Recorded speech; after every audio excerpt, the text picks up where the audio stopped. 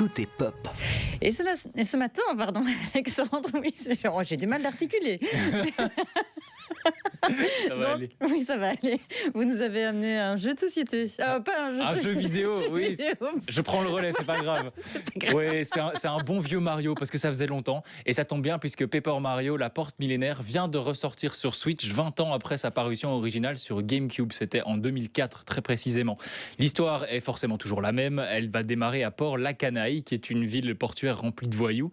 La princesse Peach dégote une carte au trésor et l'envoie à Mario pour qu'il vienne lui filer un coup de main. Sauf que le problème, c'est que quand il arrive, c'est déjà trop tard. Elle s'est fait enlever. Donc il doit se lancer à sa recherche et accessoirement à la recherche du trésor aussi. Bon, l'histoire est assez classique, hein, on va pas se mentir, c'est toujours Peach qui se fait enlever. C'est un Mario aussi, Voilà. hein, c'est comme ça. Exactement. Mais est-ce que le jeu ne manque pas un petit peu d'originalité ? Ben non, parce que déjà, il mélange jeu de rôle et jeu de plateforme, qui est une combinaison qu'on n'a pas spécialement l'habitude de voir. Jeu de rôle, vous savez, c'est vous pouvez un peu personnaliser votre personnage.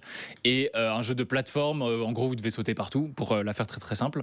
Donc il y a ce mélange qui est assez original, mais surtout il y a l'esthétique qui est très particulière, et vous le voyez si vous nous regardez sur LN24, tout est dans le titre. Paper Mario, qu'est-ce que c'est ? C'est dans un univers qui est fait de papier et de carton.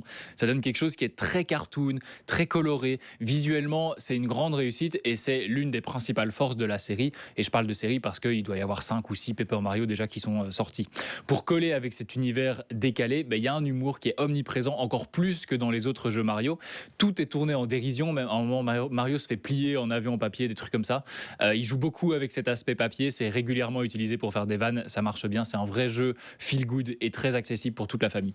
Mais est-ce que ça vaut la peine si on a déjà fait le jeu original ? Et c'est l'éternelle question quand on parle de remake. Ici, je dirais très honnêtement que non, parce que les changements sont majoritairement esthétiques, même si le jeu de base qui a 20 ans, il a pas trop mal vieilli, mais c'est majoritairement, ça a été remis au goût du jour.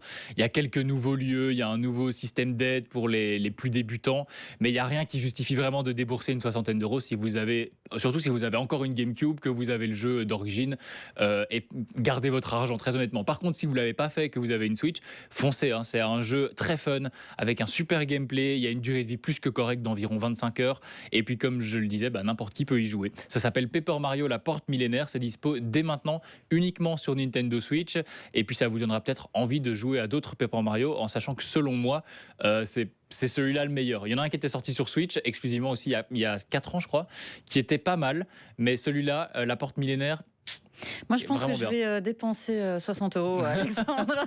Il est vraiment très très bien. Ouais. J'ai passé un bon moment sur le jeu. Écoutez, moi aussi, je pense que je vais m'y mettre. Merci beaucoup. Je vous donne tout le temps de bonnes idées à chaque fois. Mais oui, c'est une horreur.